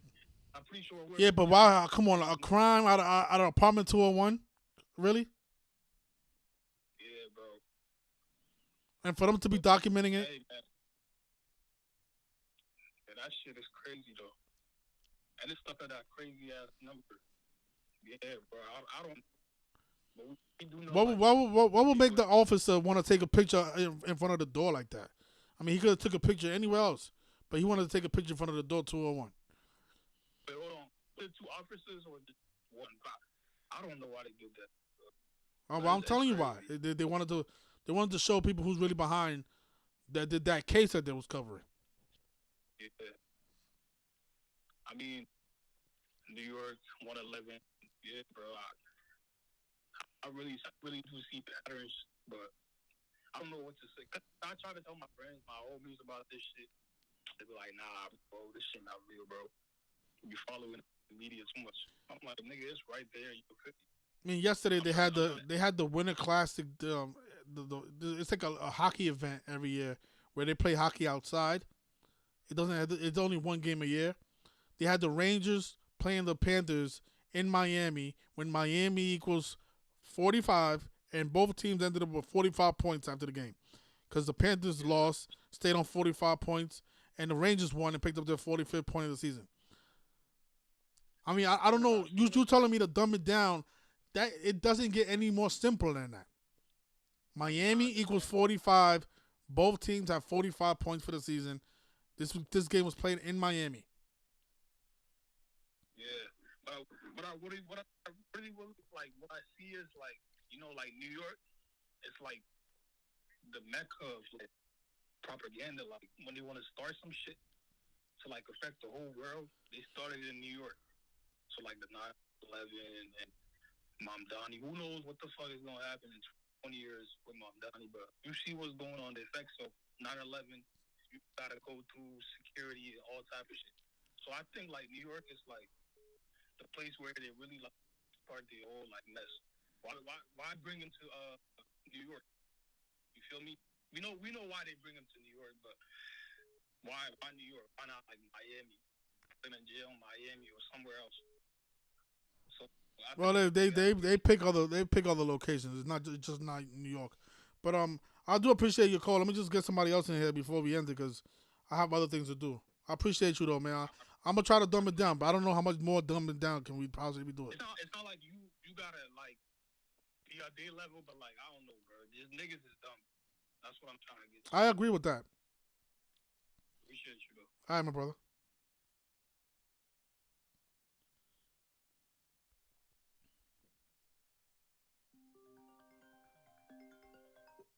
Hello? What's going on? Thank you for the call. Yeah, I can hear you. All right. Man, what that last caller was saying, I don't think we should dumb it down. You know what I mean? I don't think we should do it. What do you think about people saying that? I disagree. I mean, like, how more simpler can we make it? I mean, this stuff is really easy to understand. It's like like I said, my 13-year-old daughter is doing it. She's actually, I said she was 12. She's actually 13, but she's turning 14. But still, she was doing it since she was 12. She's been able to watch movies and see the 42 with black people, and I'm like, damn, you're 12 years old already doing this shit. Like how do people not see this shit when they put the same shit in their face? Like 201, 42, you know what I mean? Yeah, all the time, over and over again. They got the guy at 2:01 p.m. Come on. Yeah, don't forget the CIA was established on the 201st day of the Pope's age. And Central Intelligence Agency, United States of America equals 201, like their motto equals 201 as well. So I don't see I don't see the disconnect. People are like, oh, you're blaming the Jesuits. It's because like it's obvious it's the Jesuits. Did you see that debate the other day that that stupid bimbo was on there just making her arguments, just stupid arguments? Did you see that? Where? Mooncakes. You see her debate? Well, did you see who she debated? Who did she debate? She debated Zach. Did you see that? No, I didn't. What? Who is that though? Mooncakes. I don't know who that bitch is. Apparently, she's from. Do you know who CT? You know who CT is? Yeah, CT. Yeah. She's the guy who calls this shit fairy tale. No, yeah. Well, he says it's like Pokemon cards. You seen them? I think you even been on there, right? I don't watch. I haven't been on CTs in a while. Like, but tell me about it. What happened? It was last year. You was on there last year, right? Same time I was on there because I went on there talking about the Kobe thing, and they all thought it was stupid. No, but the point I was trying to make is that this bitch was just talking over and not even trying to listen, like giving examples of shit, and she was just like, "Gematria is fake. It doesn't prove anything." It's like, how is Gematria fake? So where's his back this debate at? It's on Zach's channel. Oh, you mean this girl? Yeah. Oh, okay. I did see that. So her name is Mooncakes. I didn't know her name was Mooncakes. That's why I was like lost. I did see that. I did see that. Did you watch the whole thing from? I watched. Yeah, I did. I watched most of it. Yeah, I did see that. I watched most of it, and like the only thing I got was she was just answering. She was answering questions with a question. You know what I mean? You know what I think about her.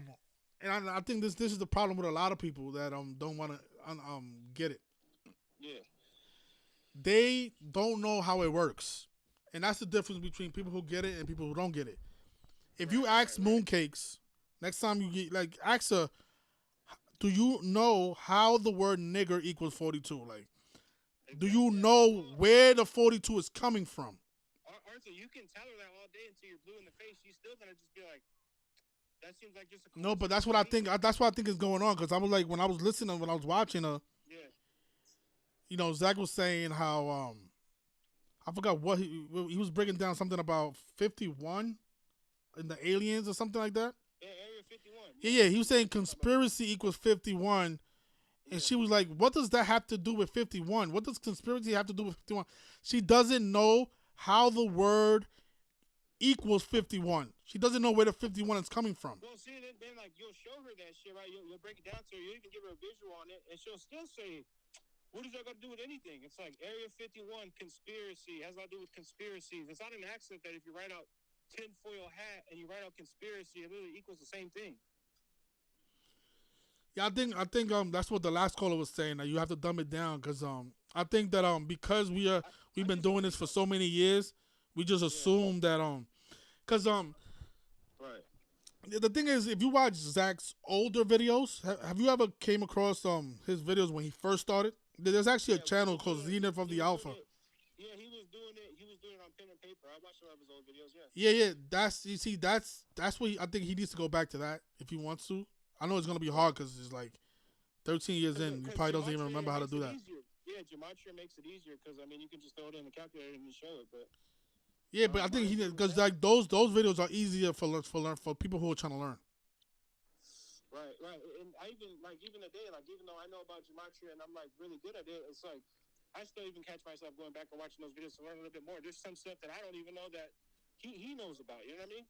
Yeah, because the thing is, he was in those videos. He will walk people through how a word equals 33, and like he'll have it written down on the chalkboard. I don't know. I forgot what he was using, but he was using like a board. Yeah. And then you can visually see, because that's how I came across this information. He was doing a video about What year was it? 2014 or 2015? 2016. I found the first video, and then I thought it was bullshit. I'm not gonna lie. I thought it was bullshit. But then I came back to it. I'm like, where's that guy that was talking about numbers at? So then I looked for him again, and then I found him in 2017 again. Yeah, because I think 2017 is when you learn the other half of the code, running it in reverse. And see, that's the thing too. Like you teach people, like for instance, Arthur, like last year when I had my other job and shit, I would take the time to talk to people and interact with them on the street corner because I feel like it's a better way to reach people. And I would actually show them the ciphers and how it worked. You see, look, are you watching the screen? No, I'm not watching the screen. I'm on the phone right now. I can tune into it right now though. Yeah. You see, this is what he used to do before. I think this is like what he doesn't do now. So this is why probably it's harder for people to learn it, because this is when he was teaching it, you know, at level 1. He doesn't teach that level 1 anymore. He's like at level 5,000 now. So, but you see, I don't know if you're watching the screen, but right, he has the word police, Yeah, no, I see it. I see it right there. I have it playing in my screen. It's just because it's on a playback. But yeah, I see it. Yeah, You see this is how you. This is the best way to for the people who really don't get it and they don't know how they're getting 33 from a word. You have to do it this way. Otherwise, they're skipping through grades really. Well, another thing I would just stick to is just don't even run it in reverse. Like what I'm saying, if you're teaching like a newbie, right? If you're teaching a newbie, I would just stick to the two ciphers, the alphabetic order and the alphabetic order of numerology, and just show how all these things. You know, you can just go through history and just show that. You know what I mean? If you think about college or just probably any school, when you take a course, right? You always have to start, you know, at one. Like if you're taking algebra, you can't go into algebra 5. They're not gonna accept you in algebra 5 until you have the credits for algebra 1. Right. And I think we need to do the same thing for gematria. Like you need the gematria 1 credits before you can pass and get the gematria 10 level credits. You know. Right. Because I think 201, that's gematria 20. Well, that's if you're well versed, right? That's if you know what to look for, right?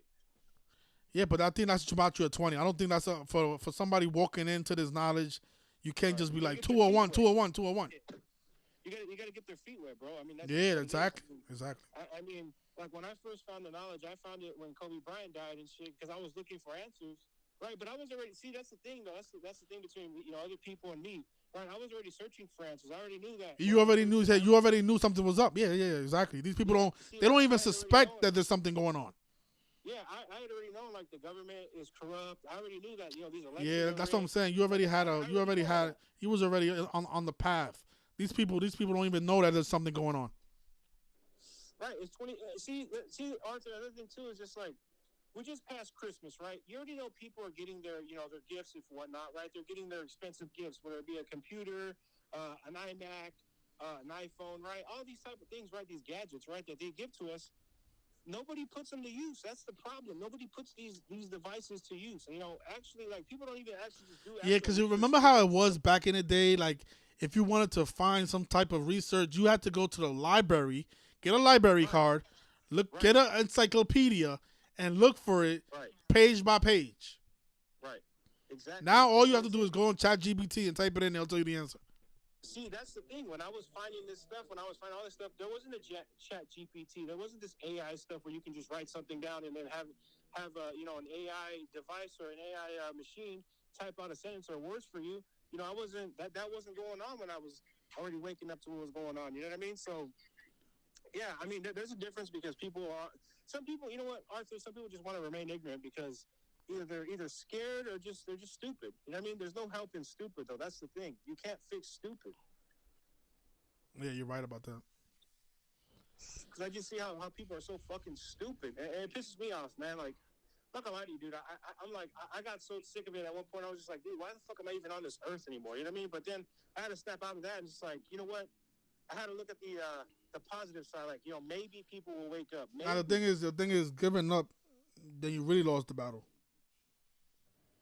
You can't give up because look how I don't know. I think what it is. Our community gets underestimated, and we've came a long way, man.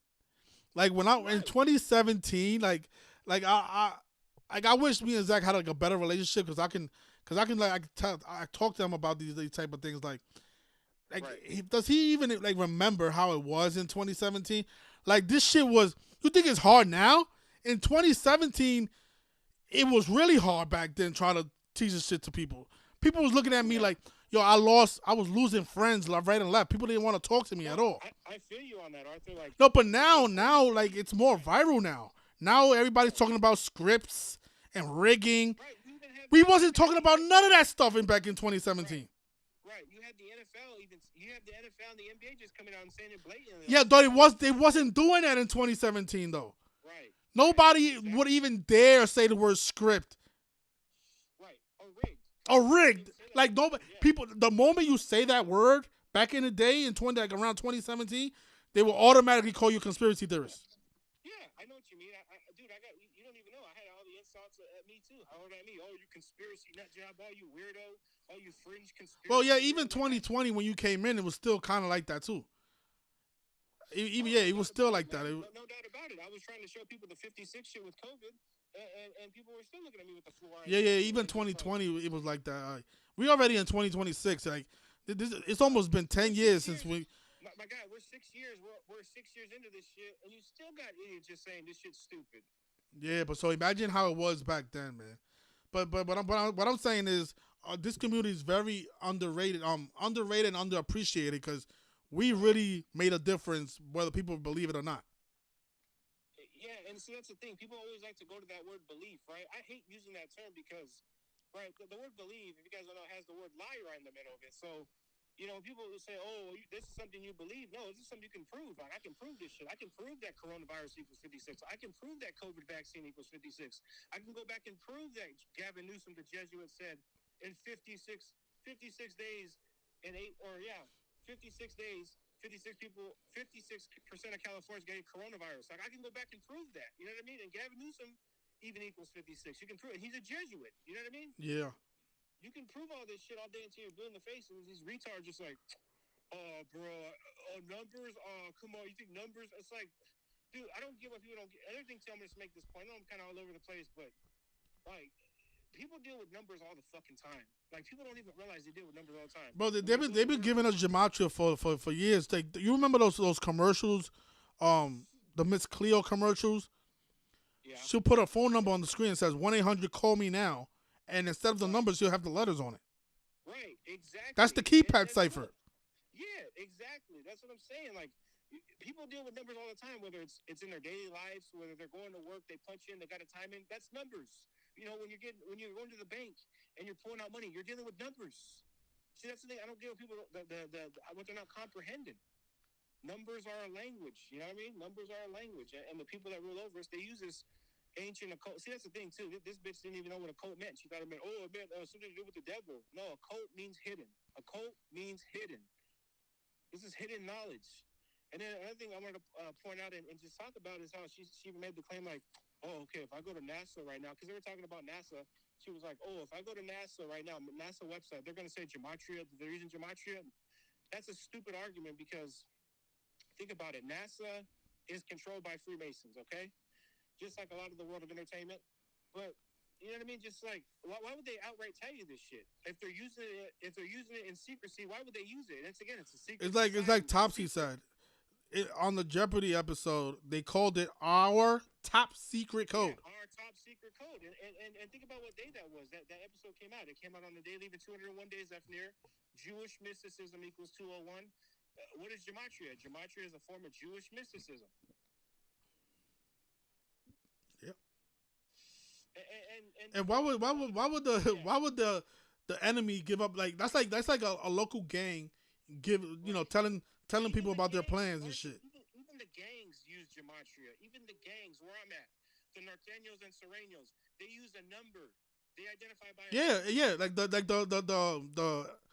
what's that Mexican gang, the MS-13? MS-13. Yeah, the reason they like 13 is because M is the 13th letter, and they're Mexican. Exactly. That's the point I've been trying to drive home to people, and just they can't see it. Oh, numbers. It's like, dude, these gangs use numbers, and most of these gangs are Masons. Look at the GDs. The GDs call themselves. They say 7-4 to the world blow. G's the 7, letter D the 4th. 7-4. How do people not see it? The name of the creator who created the GDs, Larry. What is his name? Larry Hoover. Larry Hoover. He's coming home soon too. He has a release date. 74 years old? Isn't he? Is he still 74 years old? Because I remember when Trump. I think I read that he has a release date. I don't know if it's true. He's 75 now. Right. Well, do you remember? They might get rid of him at 76, like how they got rid of Alpo by the numbers. Yeah, I remember when they did Alpo. That's when I first started doing. That was in 2021, man, when Alpo died. But yeah, he died by the numbers. And that was around the time that I started putting this stuff out publicly. Because 2020, I didn't really share this on the internet like publicly up until 2021 because I got more confident with it. But he's been locked up since 74. Yeah. He got convicted in 70. That's how. Look at that shit. The leader of GD gets convicted at 74 in the year 74. Right. Exactly. He got apprehended in 73. Right. Right. And it's just like, do you remember when him and Kanye they had like some kind, or it was Kanye that had some kind of release party for him? It's like a few years back already. I don't remember that. Yeah, if you look it up, man, they had Mr. Jesus Walk. Of course, Jesus equals 74, like rapper. They had Mr. Jesus Walks doing a performance, like trying to raise money to get him out of jail. They had that. It's like, come on, man. How do people not see Mr. Jesus Walks? I think he got. I don't know if this is true. He got sentenced to 201 years. Who? Larry Hoover? Yeah, I think so. I'm not sure about that. I'm not sure. But I wouldn't be surprised if they did. I wouldn't be surprised if he did got sentenced to 201 years. Hey, just think about that. Why 201? It says 200. Right. Not but 201. If he got sentenced to 201, why 201? Why 201? Why not 200? I mean, like I said, Arthur, it's always a specific number with these fucking people, man. There's always the same numbers: 56, 201, 144. I mean, the same shit. I mean, this broad had a picture of Abraham Lincoln, and I'm trying to educate her about what they did to Abraham Lincoln, how they pretty much sacrificed. Well, I don't even know if he's even dead, to be honest. I don't even know if he really died on that day. They supposedly say he got shot in the theater. Have you ever done any work on Larry Hoover? Like, I feel like going back to like these old gangster cases. No, I haven't done any work on Larry Hoover, and I mean, it's at the point now, Arthur, where it's just like, I see it, I'm like, why even cover it? If I cover it, it's well, you know, there might be people who look for them on YouTube. Like, that's what I'm saying. You have to meet people where they at, because people look up these people, and you know, they might some Larry Hoover fan might look up and find your work. I did a video on the Stockton serial killer that got a lot of views too. Where I talked about the number 67. This was 2 years before the supposed 6. You've seen that meme, the 6-7 meme. Yeah. And it's just like, people don't even get the joke of that. They don't even know what it means. They're just blurting it out. See, and you try to educate these fools about it, like, okay, in Gematria, killer equals, most simple cipher, killer equals 67. That song is about killing people. You know how long we've been talking about 67 and 86? Dude, we've been talking about that for years. It's Kobe died on 67 day numerology. Right, and Black Mamba equals 67, right? Mm-hmm. Like Calabasas. Mm-hmm. Yeah, where he died at, supposedly, yeah. And people just think all the time, they're like, oh, so you think these numbers mean something? It's like, dude, they put the same shit over and over just in these stories. Remember they say he's supposed to die on the 4200 block even though he died in the middle of a dirt field? Yeah, 41 minutes after takeoff. Right. Exactly. You can show that shit to these dummies, and they already have this preconceived notion like... One of the things that really blew my mind about the death of Kobe was from his 81-point game to his death, 731 weeks. And when you write out 41, it equals 731. Wow. So his death was perfectly synced up with that 81-point game. Like, they already knew in 2006 that he was going to die 14 years later. Right. Exactly. Even when you write out the word 14, it equals 41. Exactly. And So, that's how, yep. Yeah, the fact that they even do that, and then just to have Kobe Bryant retire 41 years after his father began in the NBA, and Golden State equals 41. I mean, massive 41 ritual. Massive 41 ritual. Right, exactly, and I don't see people don't see it. I mean, it's blatant mockery. You know, they gotta mock you all the time. The name of the pilot, his name literally equals fucking Kobe Bryant in Gematria, literally. Yeah. And his initials are AZ 126. What day did Kobe die on? 126. The name of his daughter, Gianna Bryant, 126. I mean, this shit is blatant. Remember what they did to what's his name? Blue Benji Kobe. I remember me and you talking about that. Yeah, December 6th. Yeah. His initials is BBK. Yeah, and don't forget, I mean, he died on December 6th, the other 126 date, and yeah, I mean, there's just so much to the ritual. Yeah, funny because when LeBron surpassed Kobe, the score was 74-54, 118 points, and 41 equals 118. Right, and not to mention, I mean, 74-54. I mean, Kobe died during the 74th NBA season. And his name is 54, like Gianna Bryant, yeah. Yeah, like Jesuit order, and you're putting Jesuit order in there. It's like, well, these are the people that run these things, and don't forget, Kobe was Catholic, so, and the Jesuits served the Roman Catholic Church. I mean, he was traveling from Catholic Mass. Did you see that that sitcom he was in? Is it the one where he's supposedly his team is losing? Yeah, with 126 points and 75 or 201 points.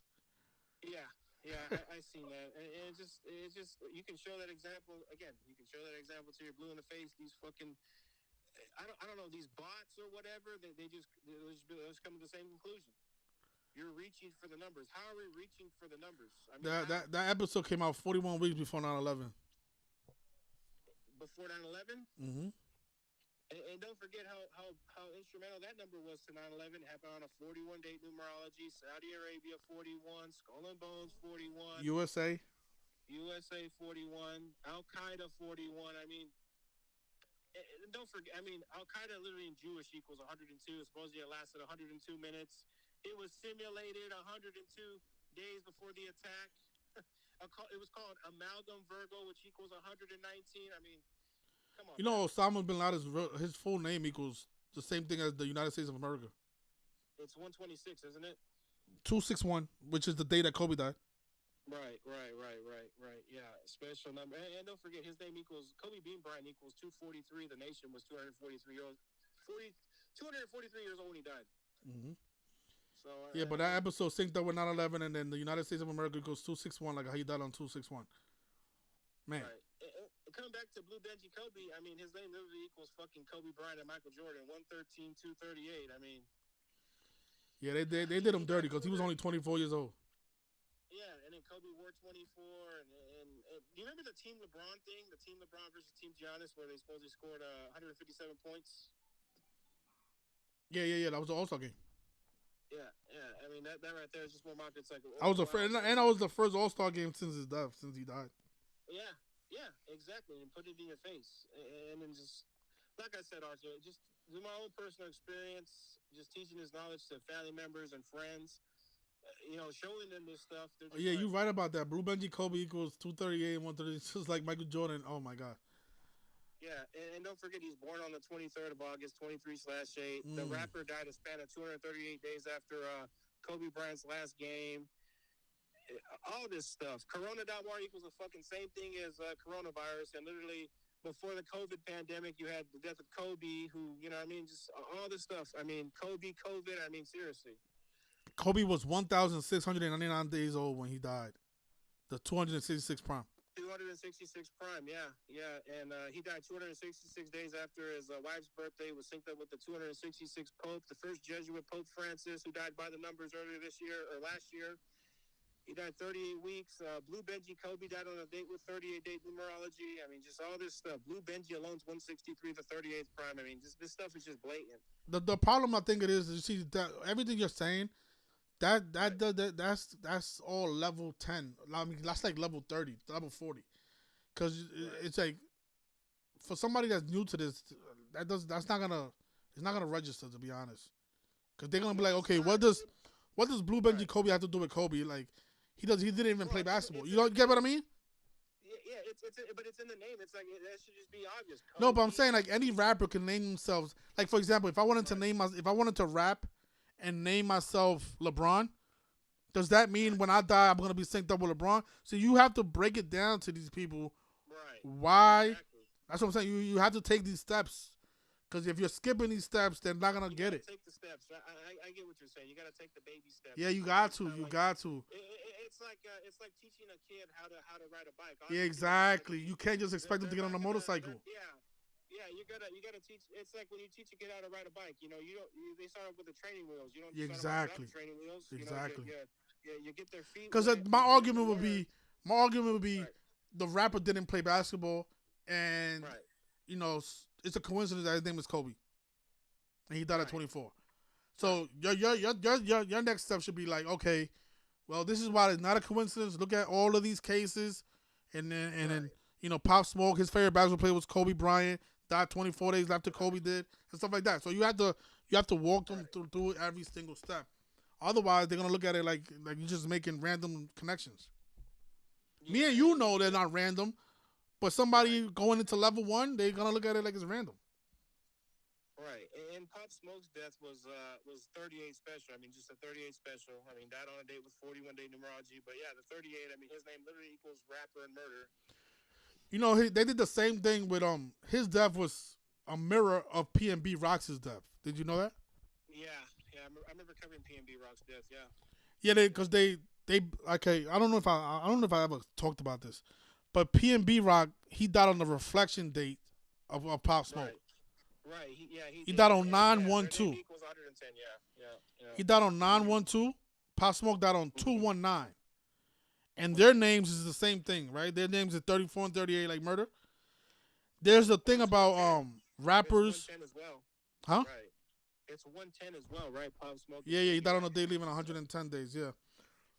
But the thing is, there's a pattern with rappers and the phrase "armed and dangerous." Did you know about that? Yeah, I know about that. Yeah, every rapper that says the phrase "armed and dangerous," they died at a young age. And Pop Smoke and PNB Rock, they have a song called "Armed and Dangerous," and then they both died because of their address being leaked, and they was both, died in. They died as a result of a robbery, right? So they had the exact same kind of death. Their address was leaked, and then somebody came to rob them, and they killed them. And then they died on reflections of the dates of each other, and then they both have the song "Armed and Dangerous." Yeah, they both died in similar fashion. So, I mean, that's one good example, but I guarantee you people don't even know who the fuck PNB Rock is. I guarantee if I go on the survey of the streets of America, they probably don't even know who that is. That's the sad PNB Rock, well, he had a lot of fans, so if you're speaking, it depends who you're speaking to. Right. And of course, he died King Von, he's another one. Oh yeah, King Von, yeah, but PNB Rock died on 129, right? 129 is like it's like 201. Isn't it 201 in Bay State County? Yeah, it's 201 in Bay State County. And Pop Smoke born on the 201st day of the year. So that's how I think that's how you can. I don't know, because it's like you said, sometimes you mention people's names and they don't even know who the person is, so it's hard to use these people as examples. But yeah, well, I mean, just all the shit they feed us in the media too. Just it's kind of hard to keep up with. So yeah, I guarantee you, a lot of people don't even remember who PNB Rock is. Time's flying. He died in 2022. It's already 3-4 years now. I mean, yeah. So. And not to mention, he died on December 9th, 129. He died 129 days after Meek Mill's birthday, one of the biggest artists out of Philly. I mean, yeah, Meet the Woo also equals 129. PNB Rock's featured on Pop Smoke's Meet the Woo album. I mean, they both died exactly the same way. They had their address leaked. Right, and don't forget. Remember, I know you posted about this on Instagram, but it was 50 Cent coming out saying, "Oh shit, I think Pop Smoke looks a lot like me." It's like, this is just mockery. On the 50th day of the year, the song his song on the 229th day of his 50 Cent's age. Right. That's the 50th crime. Yeah, and Bashar Jackson 229. Pop Smoke's full name or his birth name equals 229, correct? Yeah. Yeah. So. Yeah, and Curtis Jackson equals 163, 38 prime. Pop Smoke is 38. Right, like rapper, like murder, yeah. And don't forget, not Pop Smoke. 50 Cent, he has an album out there called Murder by Numbers. If you didn't know that, look into that. Yeah, I did. I covered that a long time ago. Yeah, the album called Murder by Numbers. Yeah. Yeah. And that's just Did you know how old 50 Cent was when Pop Smoke died? No, I can't recall. 16,300 days. Exactly, 16300. Right, and just, I mean, getting back to your point about introducing this to new people, I mean, you can show them that, and they'll just be like, "Well, there's a zero there." It's like, well, in numerology terms, it's a null value. Yeah, I went through all that stages, man. Like, again, like I've been here since almost 10 years now. I know you've been here for a while. Yeah, so I've been through all that stage where people are always trying to find something to discredit, but it's like. Eventually, people start seeing it because, like, if you stick around, like, there was a guy from California who thought that I was out here just clout chasing, I was here just scamming people, and then I was like, okay, if you stick around, you're gonna see all the stuff that I'm talking about coming to fruition. And then, guess what? We was talking about 41 and Kobe, and then Pop Smoke died in the 41 ritual because they was putting his body in a 41 ambulance 24 days after Kobe. Exactly, and again, robbery 41. I mean. Yeah, Brooklyn, L.A., Bashar Jackson. Come on. Yeah, exactly. And if at that point they still don't get it, it's like, okay, I think there's something wrong with you, not with me, because I'm presenting it the correct way and I'm showing you and I'm going through it. And that's another problem with people. See, here's the thing, man. People already have this notion in their head, so they'll just, if it doesn't resonate with them, they'll just outright say it's stupid. Even though you can show them again 1,000 examples, they'll still just say the same shit. And at that point, you gotta let the guy even had a helicopter crash at the 229 mark in his music video. And just another thing about Kobe Bryant and his death being foreshadowed, I encourage people to check out the cartoon. I think it's called Chamberlain Heights. That cartoon came out on November 16th, 16/11. What year did the King James Bible be published? It was in 1611. And not to mention that King James won on the real King James's birthday, June 19, 2016. Yeah, I don't know. That other caller was he was starting to get me annoyed because he's telling me to dumb it down, that I have too much ego. I'm like, yo, bro, like, there's nothing more simpler than this stuff. This stuff is not easy. It's not hard. And it's not hard and it's not easy. It's not easy to, like, as easy as people make it sound, because it's not easy. It's not. But it's not hard to see that there's something wrong going on, and there's definitely a conspiracy going on, you know?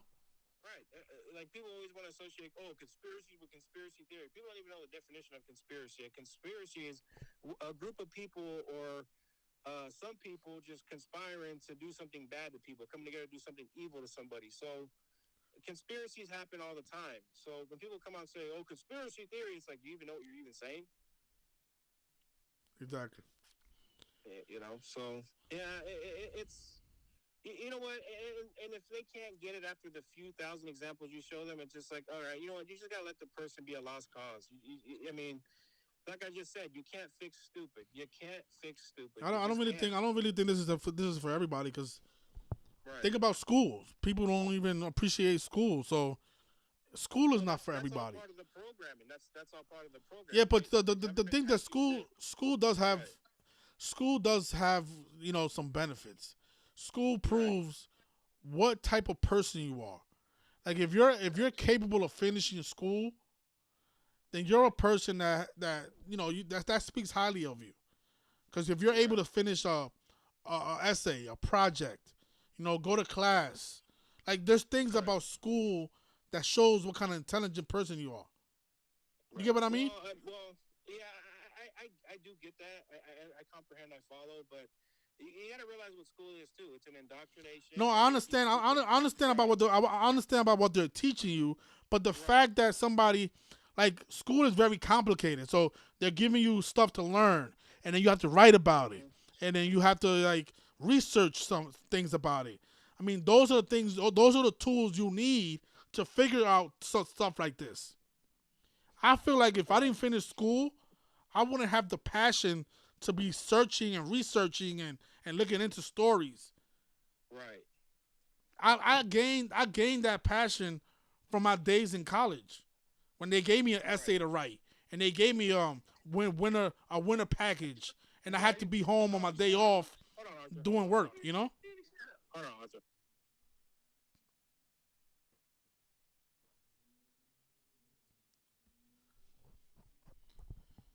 Yeah, after this call, I'm gonna end it, you guys. I have things to do. Yeah, but the parlay today, you guys, we had the Bulls and we had the Buccaneers. The Bulls are taking care of business, you guys. But yeah, just getting back to your point of just how you gotta realize people are fucking stupid. I'm sorry, just people are fucking retarded, dumb. Yeah, but you get my point about school though, right? Like, it takes a lot to get a diploma. Like, I'm not talking about the stuff that they teach you, right? Obviously, it is all to entrap you to be a slave for the system. But I'm talking about the process of finishing school. Right. That process is not for everybody. But that process is the same process you need to overcome to understand the stuff that we teach. Right. Well, I mean, and in school they teach you mathematics, right? And even in kindergarten they teach you. Exactly. So yeah, they teach you all the things you need to know to figure out something like the Jesuit conspiracy that we teach about. Right. Well, if you don't know math, then how are you gonna know what 101 minus 60 is? If I'm showing you how Kobe had his teammates had 41 points, How are you gonna know that if you don't know math? Exactly. And a lot of people are very illiterate in math too. A lot of people they can't comprehend math either. and that's all part of it, that's all part of it too, because they've been ingrained like, oh, I don't want to learn shit. I don't want to, obviously in school, you got to read and write, do all that type of stuff. A lot of people don't want to do that. People are just like, oh, I just want to sit on the computer and just look at dumb shit. That's exactly. I mean, that's the society we have. Exactly. They want to watch stupid shit. They want to watch bitches on TikTok shaking their ass, not learning anything. I mean, that's what they want to do. Yeah, if you notice, the libraries are all empty now. Nobody's going to library. Like, I remember I used to love the library. I used to love going to the library. Right. Exactly. Even I go to the library sometimes to crack open a book or even look into something. So the only thing about libraries, though, because I want to learn more about the occult. You know what I mean? So a lot of they have a lot of books on Kabbalah and the Jesuits in the library that you're not gonna find nowhere else. Right, you're not. Yeah, exactly. It's just like if you go to recently I've been going to Barnes and Noble a lot. I mean, Barnes and Noble, they might have some books there, but it's not going to be to the point about the Jesuits and Kabbalah. These are just stuff you have to look into, and a lot of people need to start looking into shit. It doesn't, Yeah, but that's what I'm saying. All that stuff comes from being a good student in school.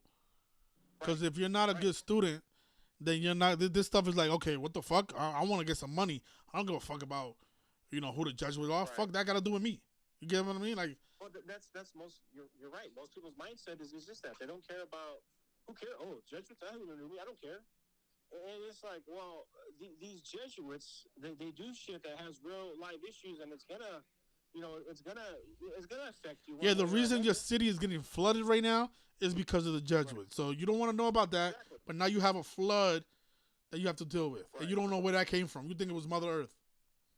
Weather warfare. Weather warfare is a real thing, and don't forget it was admitted to by the Royal Air Force. They said it was back in 1952 when the Jamaica flood, Earth and Low, they all equal 52, but it was on the Jesuit order's birthday, August 15, 1952, about the Lynmouth flood. So I mean, this stuff's been admitted to many times. It's not even just that. You have things out there like HAARP, which is a real thing. Yeah, but if people are not researching, they're not gonna know all that stuff. All right, Rich, man, I appreciate you, man. Hopefully you come on more often, man, and we can try to wake up the masses, man, because it's a hard job to do it by myself, Yeah, no, I feel you on that, man. All right, my brother. I appreciate it, man. Thank you. All right, man. I appreciate everybody who came in, everybody who joined the stream. Please hit the like, share, leave a comment if you want to share anything. There was a person who left a comment earlier today about, my sports picks. I mean, sir, whoever you are, people are not going to be supporting me if I didn't give out, winning information, Shout out to Claude Sterling. Send me a 10 tip today. Appreciate you. LFG means let's fucking go. Want some big money today on the Buccaneers. Congratulations. Thank you so much for your support. Anyways, yeah, man. We gave out a nice little parlay today. If the Bulls close it out, that'll be a 2-leg. So you want to talk shit about my Patreon, go ahead, man. I don't care. I only care about the people that's already there making money and supporting my movement. Thank you. If you don't want to be part of it, then don't be part of it. If you don't want to wake up to the wrongdoing, to the rigging, don't wake up. Stay asleep. It's fine. But don't try to drag us all into it, because we're not going. All right? Anyways, I'll leave it there. Congratulations once again. Thank you for the support. Please hit the like. And I don't think we should dumb it down. I mean, come on. This stuff is very easy to see. If you're dumb, that's your fault. Peace, you guys. Thank you for watching.